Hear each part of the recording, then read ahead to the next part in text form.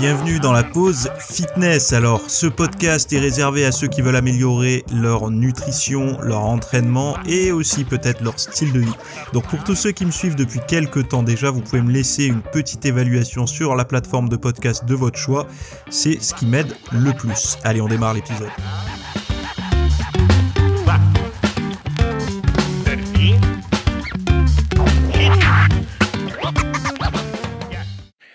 Et salut à tous, nouvel épisode aujourd'hui. J'espère que vous allez bien, que vous avez passé un bon week-end. Alors j'imagine que les jeunes parents ont dû faire déjà leur petite rentrée là, soit aujourd'hui, soit hier pour les plus petits. Donc là ça va commencer un petit peu à secouer pour le planning, l'organisation du sport et tout ça. Bon, je vous fais confiance, hein. J'ai vu qu'il y avait beaucoup de parents qui étaient hyper organisés par rapport au sport et tout. D'ailleurs, je pense que ça mériterait vraiment, et je trouve que ça manque cruellement des contenus sur les parents sportifs.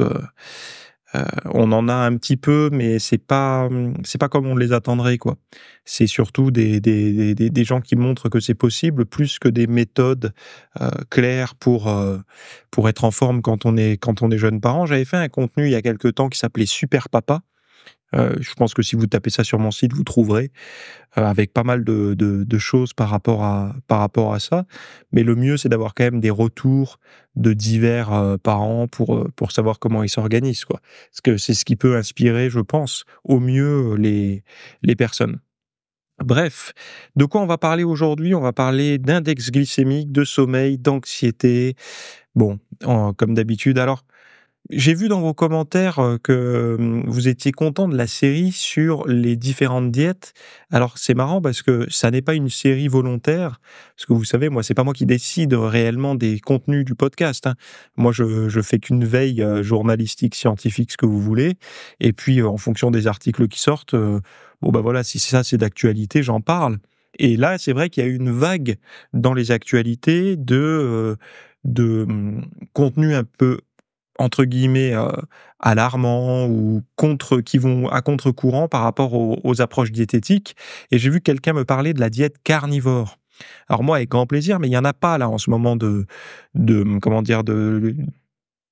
d'articles phares qui sortent dans les journaux scientifiques. Alors quand je dis journaux scientifiques, c'est pas dans les études scientifiques, c'est les journaux. C'est les relais qui vulgarisent la recherche. Donc forcément, ils vont s'inspirer, et ils vont piocher dans les études les plus, on va dire, significatives ou qui apportent le plus de réactions, et ils vont en parler dans leurs journaux. Et après, moi, j'en parle. Donc c'est aussi simple que ça, hein, une veille, quand vous faites de la veille pour un podcast ou autre. Et ben là, moi, il y a rien sur la diète carnivore. Je pense que la diète carnivore, vous avez l'impression que c'est très connu, mais c'est très peu connu en France, très connu aux États-Unis, Canada, tout ça. Mais en France, à part dans c'est un peu comme la diète cétogène il y a 15 ans, quoi. C'est connu dans un certain petit milieu, mais c'est pas comme aujourd'hui où la diète cétogène, vous parlez de la diète cétogène à un neurologue, il sait de quoi vous parlez, quoi. Parce que, normalement, il est censé savoir. Mais même c'est sûr, puisque j'ai vu des conférences de neuro sur Internet, de neurologues qui en parlaient. Mais bon, bref, c'est pour ça, moi, c'est pas moi qui choisis, c'est l'actualité journalistique qui décide pour moi, en gros. C'est heureusement, parce que si vous imaginez, si je devais moi-même choisir chaque sujet, ça serait compliqué. Et puis, j'ai pas la tendance, les trends dans les gènes, hein. C'est pas moi qui sait un sujet quand il va marcher ou pas. C'est des personnes pour qui c'est le métier, j'imagine, de savoir qu'est-ce qu'il faut mettre en avant ou non. Bon, et bien justement là, les articles qui ont été mis en avant, et donc moi j'avais envie d'en parler, c'est la fameuse carotte qui retrouve sa place dans l'alimentation des diabétiques. Alors je lis, je vous donne la source, c'est lanutrition.fr. Vous avez le lien sur mon site, la page du podcast sur mon site, vous avez tous les liens de tout ce dont je parle, hein.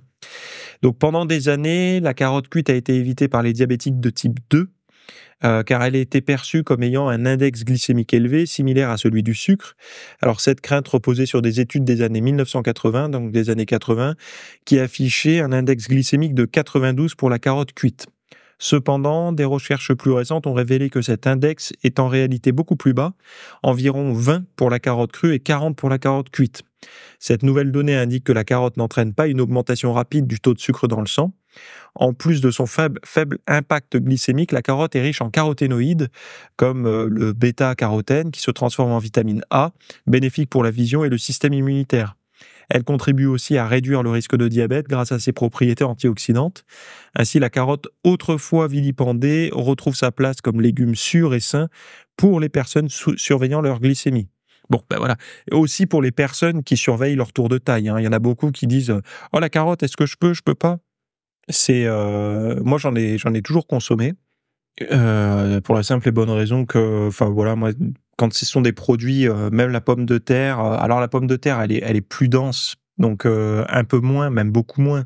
Je préfère me tourner vers la patate douce, mais c'est vrai que je trace quand même une ligne entre des produits industriels et des produits, enfin entre des glucides industriels et des glucides d'origine végétale, quoi. Enfin bon, voilà. Bref, d'ailleurs, j'ai un petit livre qui s'appelle Guide des index glycémiques. Donc, c'est les éditions Thierry Soucard, lanutrition.fr. Et dedans, à l'époque, je sais pas de quand date cette édition, mais la carotte cuite, donc au 100 grammes, elle avait un IG de 47. Et eux, ils disent combien? Donc 40. Et donc là, dans la mise à jour, c'est 40. Et une charge glycémique de 2, donc ce qui est faible. Et pour la crue, elle avait un IG de 16 et une charge glycémique de 1,1. Donc, je ne sais pas s'ils ont fait les mises à jour de ce petit bouquin. Je trouve qu'il est pas mal. Combien il coûte? 6,90 €. Et j'en fais la pub, bon, ils ne m'ont pas offert, je l'ai payé moi-même. Mais je trouve que c'est bien pour à avoir toujours à portée de main quand on démarre un peu sa diète ou qu'on a... Alors moi, vous savez, ma compagne est diététicienne, donc c'est vrai que c'est des fois des discussions qui peuvent revenir, mais de l'avoir sous la main, en fait, régulièrement, ça permet de réviser un petit peu les index glycémiques, mais aussi la charge glycémique, la quantité de glucides apportés par l'aliment. Parce que les gens, souvent, ils ont tendance à voir les glucides que sous l'angle de l'IG, donc de l'index, et pas de l'index glycémique et pas de la charge glycémique. C'est bien d'avoir les deux, quoi. D'avoir les deux en tête. La carotte, on savait depuis longtemps quand même que la charge était basse, mais était faible. Mais par contre, l'IG, non. Voilà. Donc, ce qui est bien... Alors, nous, là, ici, c'est pas un podcast de médecine. Donc, eux, ils parlent des diabétiques de type 2. Bon, s'ils peuvent en manger, tant mieux. Mais pour le sport, je sais que dans le monde de tout ce qui va être de la sèche et tout ça, quand on essaye de réduire un petit peu les glucides, très souvent, tout ce qui va être légumes, racines, tout ça, il y en a beaucoup qui les évitent. Alors forcément, ça apportera plus de glucides que du concombre ou des asperges, des choses comme ça. Mais quand vous coupez vraiment dans tout ce qui est céréales et légumineuses pour vraiment sécher, il y a quand même quelque chose. Moi, je trouve que il y a jamais eu vraiment d'impact à consommer des légumes racines en parallèle, quoi. Et d'ailleurs, petit parallèle, j'ai écrit là récemment sur la diète et l'entraînement de Wolverine, là, vous savez comment il s'appelle, de Hugh Jackman. Donc j'ai parlé de Hugh Jackman, de son régime pour devenir Wolverine et tout ça. Et donc, je l'ai pas sorti de mon chapeau, je suis allé voir les interviews, les articles qui ont été faits dans des journaux un peu reconnus, quoi. J'ai pas pris les sites internet lambda, parce que là, on ne sait pas d'où sort l'info, mais je suis allé quand même voir dans des journaux un peu plus sérieux. Et même lui, il postait un petit peu des choses. À un moment donné, il poste des repas diète pour la journée, et ça représente un total calorique ahurissant. Et c'est écrit sur les boîtes, en fait, ce qu'ils mangent. Donc, c'est-à-dire que c'est comme si vous commandiez vos repas à un espèce de traiteur qui vous préparerait vos 6-7 repas par jour. Et dessus, il y avait marqué les calories. Et je trouvais ça un peu élevé. Alors, le truc, c'est qu'on n'a pas les macros, mais soit ils font baigner dans l'huile, soit les calories, il y a un problème. Mais bon, c'est pour ça qu'il y a une espèce de comment dire, de légende autour des 8000 calories, sauf qu'il y en a beaucoup qui ont cru que ça, c'était les calories qu'ils consommaient pour être super sec comme on le voit à l'écran, ce qui est faux, hein. Puisqu'après, il a posté des stories, le Hugh Jackman, là, où il montre la diète qu'il avait: poisson blanc, asperges, brocoli. Donc là, c'est la diète avec le moins de glucides possible et imaginable, des protéines avec le moins de graisse, donc pas de graisse, pas de glucides, vraiment des fibres et des protéines maigres. Et voilà, c'est pour sécher au mieux. Bon, ça vous rappelle quoi comme diète ça? C'est des diètes de sèche de type bodybuilding, hein, en fin de période, quoi. Bref, bon, on n'est pas ici pour parler de... Enfin, quoi que la rubrique People, j'ai toujours eu envie d'en faire une dans le podcast, une petite rubrique People où on parlerait des régimes, d'un tel et tout ça. Mais il n'y a pas beaucoup d'actualité là-dessus. Puis c'est un peu rébarbatif. Et puis finalement, les gens ne savent pas grand-chose. Donc, j'arriverai pas à avoir une bonne régularité là-dessus. Il n'y a pas assez de nouveautés. Mais bon, j'aurais bien aimé mettre une petite rubrique pop culture fitness quoi, dedans, avec parce que maintenant tous les acteurs ils sont en forme. Là, je regardais j'ai regardé les 3/4 du film avec Mark Wahlberg là sur Netflix, The Union, je crois que ça s'appelle. Ce qui est marrant, c'est que si vous l'avez vu, alors moi j'en ai vu les 3/4, au bout d'un moment je m'en suis lassé parce que je me suis dit je comprends même pas l'histoire, et peut-être parce qu'il y en a pas. Et en fait, tout au début du film, on le voit torse-poil, le Mark là, Wahlberg, et ça va, il est sec, tonique et tout. Et dans la même journée, on le voit en t-shirt et on voit que le bide qu'il a en t-shirt n'est pas celui qu'il a affiché quand il s'est mis torse nu. Donc on voit que les scènes en fait sont tournées. Ils restent pas dans cette forme-là. Les acteurs, en fait, les formes super sèches. Je pense même j'en suis sûr, ils doivent tourner toutes les scènes où ils sont au pic de leur forme, et puis après ils font les autres, mais ils restent pas tout le temps en super forme, quoi. Mais bon, si ça vous intéresse cette rubrique pop culture, dites-le moi en commentaire. J'aimerais bien. Moi, c'est des sujets j'adore moi vous savez le monde du cinéma et tout, et j'ai l'œil en fait. J'observe souvent ceux qui sont en forme et tout, et d'ailleurs c'est marrant de voir que la référence du physique super musclé, en forme et tout, c'était Brad Pitt dans Fight Club. Mais regardez aujourd'hui Brad Pitt, Fight Club, vous tapez ça sur Google Images ou n'importe où, et le physique qu'il a, c'est quoi? C'est un physique de quelqu'un qui n'a pas de graisse. Mais il est pas musclé, enfin il est juste très sec, quoi. Il y a pas une grosse masse musculaire, sauf sur quelques images avec la bonne lumière, mais sinon au niveau du gabarit, il est beaucoup plus mince que beaucoup d'acteurs actuels, mais c'était l'idéal de l'époque. Alors l'idéal aussi, c'est sa gueule, quoi. Et je pense que quand l'acteur a une bonne gueule, les gens ils n'arrivent pas à savoir pourquoi, ils veulent être musclés comme lui, mais en fait, c'est juste qu'ils veulent sa gueule, quoi. Bon, ça, malheureusement, avec toutes les haltères du monde, on n'aura pas sa face, quoi.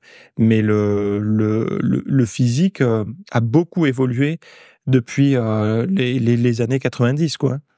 Je parle pas des acteurs d'action pure, je parle vraiment des acteurs de lambda, parce qu'aujourd'hui, quasiment tous les acteurs on va dire entre 30 et 50 ans.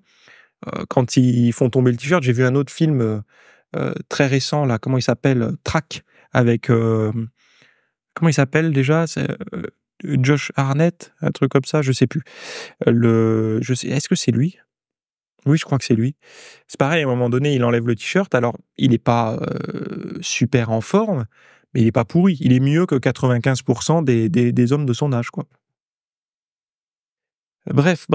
Alors, bonne hygiène du sommeil essentiel pour les adultes en surpoids. Donc ça, c'est quelque chose qui est sorti dans Oregon Health and Science University. Donc, qui dit, donc c'est une étude de l'Oregon, donc Science University, qui montre que les mauvaises habitudes de sommeil peuvent nuire à la santé des personnes en surpoids, avec des différences notables entre les sexes. Donc, l'étude menée auprès de 30 participants avec un indice de masse corporelle supérieur à 25 a révélé que les hommes qui dorment mal ont plus de graisse abdominale et de triglycérides, tandis que les femmes présentent une augmentation de la graisse corporelle et des taux de glucose. Donc ces résultats soulignent l'importance de respecter l'horloge biologique pour maintenir une bonne santé, etc. Mais c'est surtout que on voit qu'en fonction des sexes, Donc les hommes qui dorment mal ont plus de graisse abdominale. Alors graisse abdominale, entendez graisse viscérale, hein, c'est pas la graisse sous-cutanée, c'est vraiment la graisse viscérale, et de triglycérides. Et les femmes, c'est plutôt une augmentation de la graisse corporelle, donc de la graisse en général, et les taux de sucre. Donc on imagine qu'il doit y avoir une résistance à l'insuline qui s'installe quand il y a une privation de sommeil.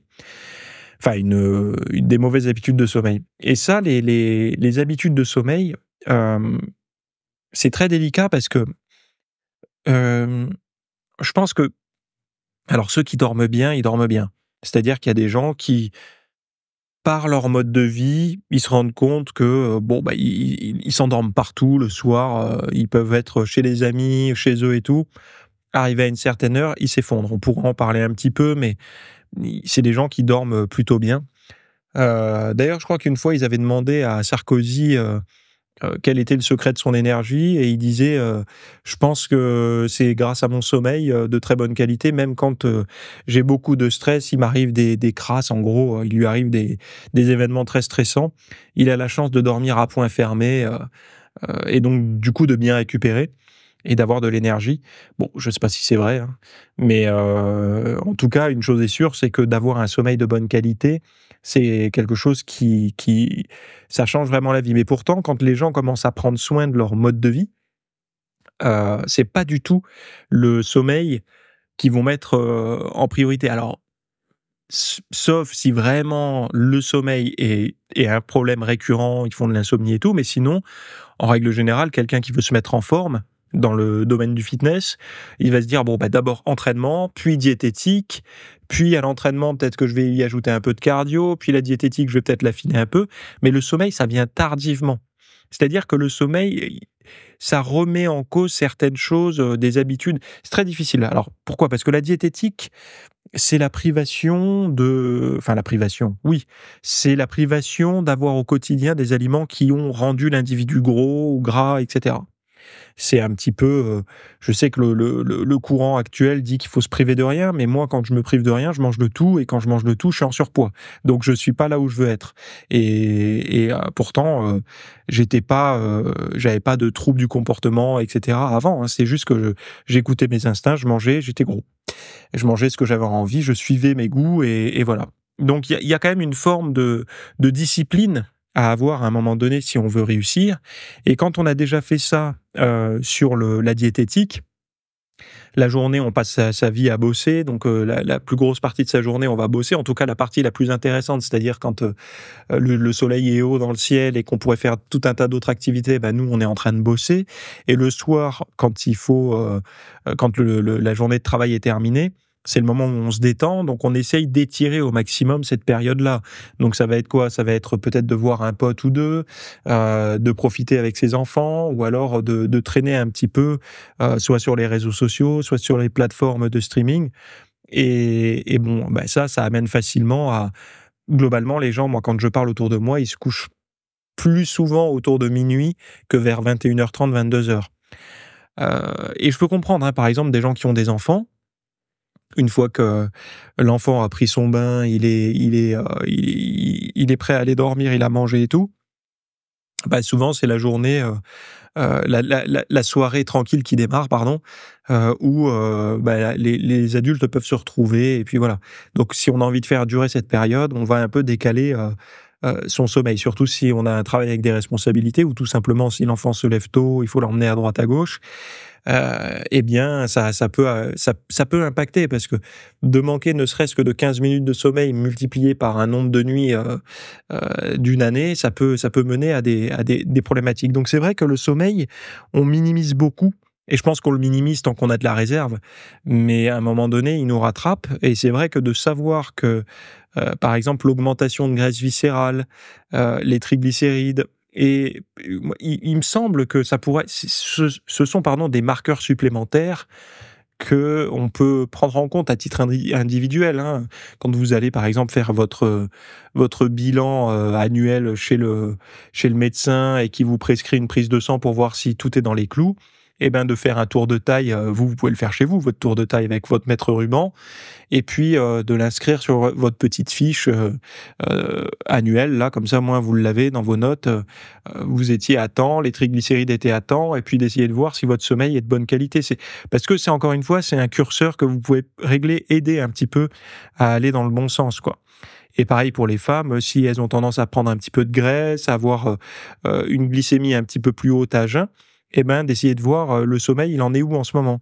Parce que il y a des preuves maintenant que ça peut avoir un lien.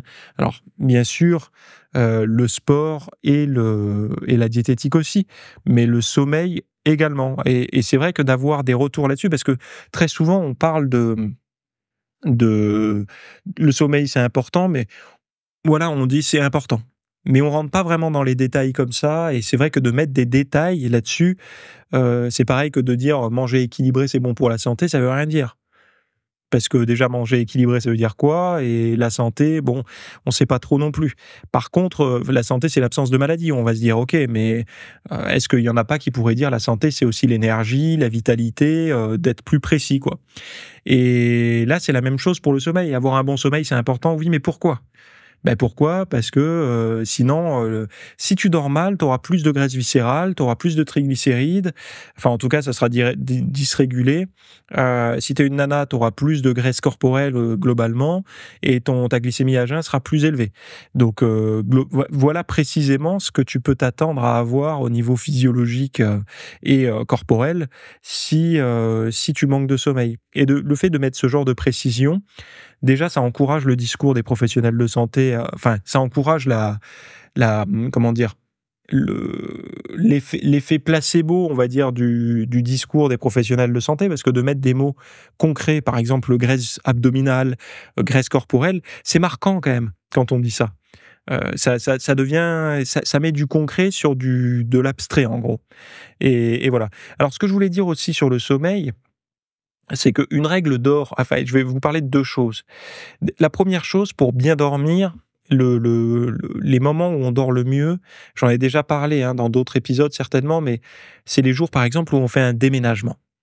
Pourquoi on dort bien quand on a fait un déménagement, quand on est allé aider ses amis, ou qu'on a fait soi-même son déménagement avec des potes, que ce soit le vôtre ou celui d'amis? Il y a plusieurs raisons à ça. Donc les plusieurs raisons, moi je les explique comme ça. Déjà, vous avez l'épuisement physique. Un déménagement, c'est physique, et souvent ça va durer une petite journée. Donc pendant une journée, vous allez être en mouvement, vous allez faire fonctionner votre corps, donc il y aura une fatigue physique. Donc vous aurez créé en fait une pression du sommeil due à cet épuisement physique. Deuxième chose, il y a eu un épuisement psychique, parce que si vous faites partie de ceux qui doivent organiser le camion pour qu'il soit bien, enfin voilà, que tout soit respecté, puis il y a l'heure à laquelle vous devez ramener le camion, puis il y a la gestion du ravitaillement pour les copains, le midi si vous faites une grillade ou quoi que ce soit, et donc il y a quand même une petite charge psychologique, tous ceux qui ont fait un déménagement le savent, déjà vous changez d'environnement, c'est une pression psychologique. Le fait de quitter sa grotte pour aller dans une autre grotte, je dis ça parce que j'aime bien revenir à l'ère des cavernes, mais de quitter son cocon pour aller en retrouver un autre, c'est quelque chose de stressant dans l'absolu. C'est excitant, je dis pas, c'est plaisant, mais c'est une pression psychologique, c'est un épuisement psychologique. Donc vous avez l'épuisement physique, l'épuisement psychique, donc déjà 2 trucs énormes pour bien dormir. En fait, c'est des raisons pour que le sommeil soit profond, c'est ces 2 choses-là. Et ensuite, vous avez des interactions sociales, puisque très souvent, on fait appel à des proches, famille ou amis, et donc il va y avoir des interactions sociales. Donc ces 3 choses vont faire que forcément la nuit qui va suivre, si vous avez un tracker d'activité, regardez, vous verrez que vous aurez un sommeil hyper profond. Enfin, en tout cas, vous êtes censé l'avoir puisque vous respectez vraiment les interactions sociales, l'épuisement psychique et l'épuisement physique. Et il y a beaucoup de personnes qui qui s'énervent parce qu'elles se disent mais je comprends pas, pourtant je suis épuisé et je dors pas, j'ai une journée de travail épuisante mais je dors pas. Pourquoi? Parce que souvent il y a beaucoup d'épuisement psychique, donc psychologique, beaucoup de stress, où la personne a dû beaucoup forcer pour trouver des solutions à des choses, même si c'est plaisant, donc elle a épuisé au niveau psychique, mais son corps, par contre, lui, il est totalement agité, quoi. Il est agité le soir parce que il est en carence de mouvement. Il n'a pas assez bougé. Et en ça, on peut être épuisé et s'endormir vite sans avoir un sommeil profond. Comme si, en fait, on n'avait que 50% des, euh, des besoins nécessaires à un bon sommeil, quoi. Des prérequis, voilà. C'est le mot que je cherchais. Et déjà c'est pour ça d'avoir l'épuisement physique et psychique, c'est un peu la garantie de bien dormir.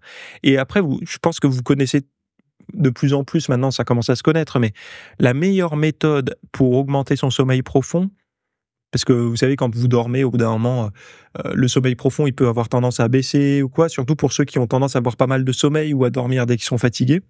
Et ben pour régler, pour de nouveau avoir beaucoup de sommeil, et c'est le cas souvent les gens qui font des siestes d'ailleurs, ils rendent moins profond leur nuit de sommeil, et ben c'est de se carencer un petit peu en sommeil. C'est-à-dire que d'avoir par exemple 4h30 ou 5 heures de sommeil cette nuit-là, ben la nuit prochaine, il va y avoir un phénomène de rattrapage et ça va augmenter la qualité du sommeil de la nuit suivante. Et ça, c'est pas moi qui l'invente, hein, cette méthode. C'est une méthode qui est utilisée par les spécialistes du sommeil actuels, quoi, pour remettre les gens dans un bon sommeil. Bon, voilà, quoi, j'ai envie de dire ça par rapport au sommeil, puisqu'on parlait un petit peu de l'hygiène du sommeil. Dernier sujet, 10 minutes de pleine conscience par jour qui améliore le bien-être et lutte contre la dépression. Alors, c'est une nouvelle étude des universités de Bath and Southampton publiée dans le British Journal of Health Psychology qui révèle que seulement 10 minutes de pleine conscience quotidienne peuvent significativement améliorer le bien-être, réduire la dépression et l'anxiété et inciter à adopter des habitudes de vie plus saines. Alors, la pleine conscience, moi j'entends par 10 minutes de méditation de pleine conscience.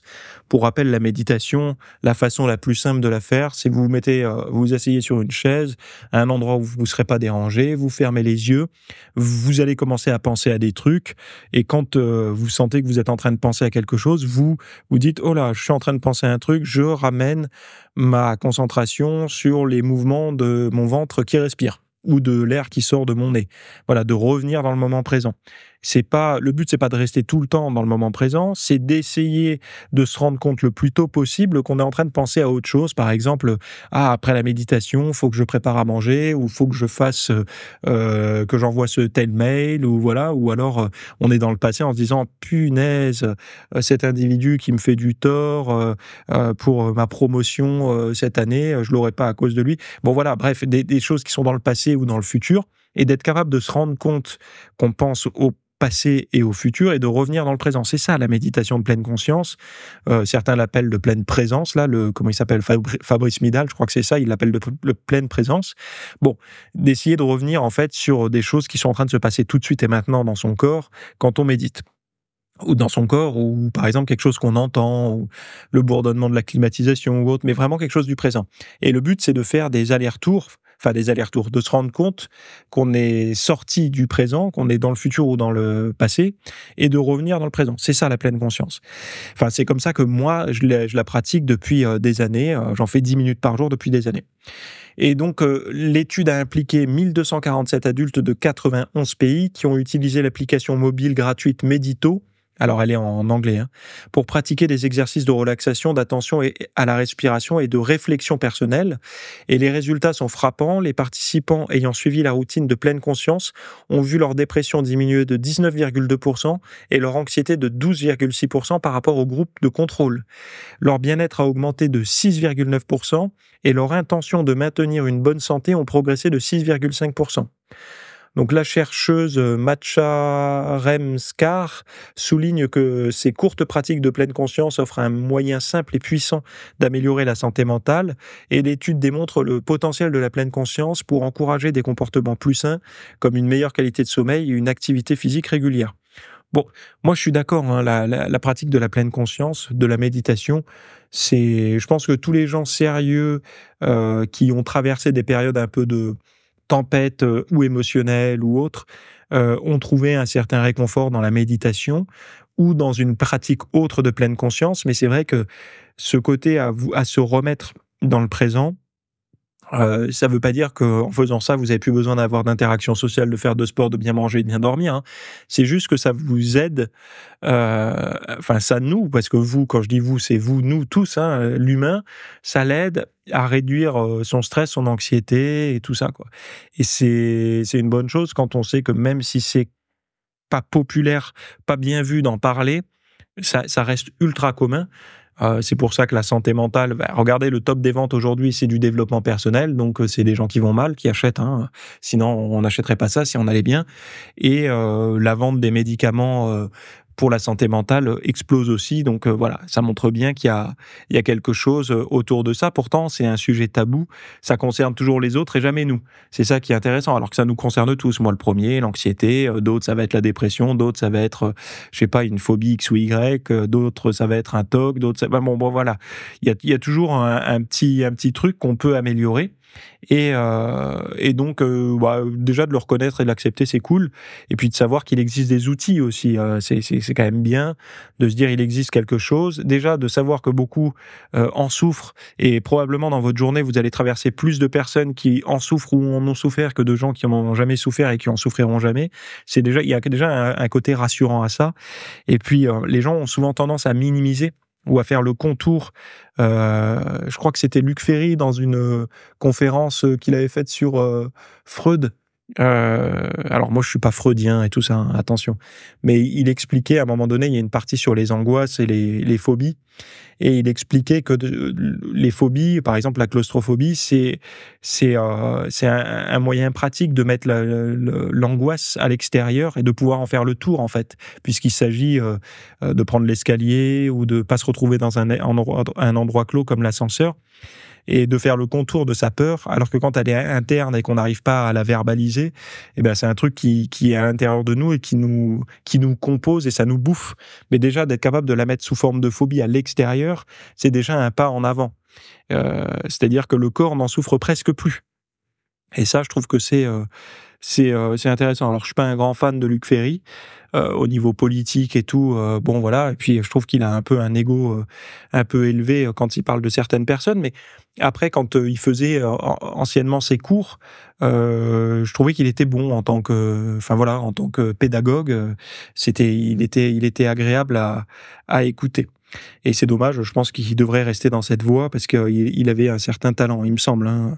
Après, voilà, il a certainement des convictions que tout le monde ne partage pas, mais j'essaye de séparer l'individu du travail, en tout cas de celui-là de travail. Après, celui de politique, ça m'intéresse pas.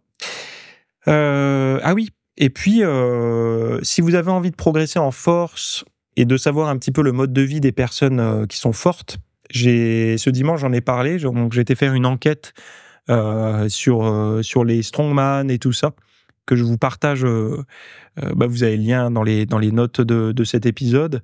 Si ça vous intéresse, allez voir. Il y a un programme force, il y a beaucoup d'études sur la force, le mode de vie, on parle de diététique et tout. Donc, si votre but, c'est d'augmenter votre force, allez voir ça. Vous avez le lien. Et puis sinon, rattrapez votre retard. Il y a certainement des podcasts que vous n'avez pas écoutés ou des vidéos du jeudi ou autres. Sachez que tous les jeudis, il y a également une vidéo qui sort sur ma chaîne YouTube, où je réponds aux questions. Donc, allez vous abonner à ma chaîne YouTube. Elle s'appelle Fitness Miss, tout simplement. Et vous pouvez retrouver et le podcast et toutes les vidéos autres que je publie. Donc voilà, vous avez tous les liens. On se retrouve soit en description, soit la semaine prochaine, soit quand vous voulez, sur les plateformes où je discute. Et voilà. Bonne semaine à toutes et à tous. Merci d'avoir écouté cet épisode. Alors, avant de partir, j'avais juste quelque chose à vous partager. C'est vrai que vous avez peut-être des temps morts à meubler, que ce soit des temps de trajet dans les transports en commun, du cardio un petit peu long sur un tapis de course, ou alors tout simplement envie de remplacer les programmes que vous avez la soirée pour de l'apprentissage. Vous êtes peut-être adepte des émissions, des documentaires, des reportages, etc. Sauf que dans le monde de la musculation, de la nutrition, du développement, voilà, d'un mode de vie sain, etc. C'est un peu maigre en contenu dans les médias grand public. Et donc, ce que je vous propose, moi, personnellement, c'est d'aller faire un tour dans la bibliothèque alors, c'est un Netflix version fitness privée qui vous coûtera moins cher qu'un lavage auto au rouleau par mois. Et là, vous avez vraiment tous les sujets. Alors, c'est plein de cours que je propose. Il y en a déjà plus de 300. Ce sont sur le sommeil, sur les hormones, sur la nutrition. Donc, ça peut être pourquoi on a faim, pourquoi on n'arrive pas à tenir un régime, comment faire, quelles sont les solutions, mais aussi d'anatomie pour l'entraînement, des programmes d'entraînement. Donc, tout ce qui est lié à la perte de graisse, si vous avez du gras sur le bas du ventre depuis des années, ou alors si vous avez du mal à prendre de la masse musculaire, tous ces sujets du plus connu, entre guillemets, du plus recherché au plus pointu, tous ces sujets sont largement abordés dans cet espace VIP. Donc, pour rappel, pour y accéder, vous avez un lien en description. Si vous ne le trouvez pas, vous allez sur www.fitnessmiss.fr et vous faites devenir membre. Voilà, vous trouverez sur le site. Et vous accédez à ce contenu caché que vous pourrez écouter partout. Voilà, je vous laisse ici. Très bonne fin de journée à tous.